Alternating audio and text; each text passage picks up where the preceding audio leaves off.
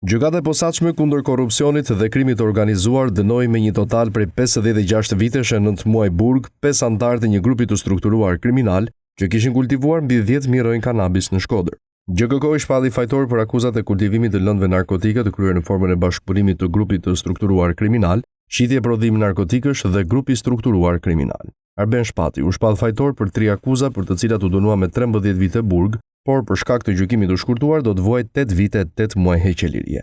Pavlin Shpati u dënua me 10 vite e 6 muaj burg, por do të vuajë 7 vite heqëlirie për shkak të aplikimit të gjykimit të shkurtuar.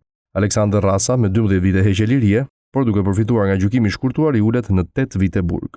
Jeton Kacoli dhe Kristian Plepaj po ashtu dënuan përfundimisht me 8 vite heqëlirie duke përfituar ulje dënimi për shkak të gjykimit me procedurë të shkurtuar. Grupi i dyshuar kriminal, ku bënin pjesë 5 të dënuarit, u godit në nëntor të vitit 2023 nga policia e Shkodrës. Nga hetimet e ndjekura nga SPAK, ka rezultuar se këta shtetas të organizuar si grup kishin kultivuar 10.279 bim kanabisi në fshatrat Kir dhe Pult.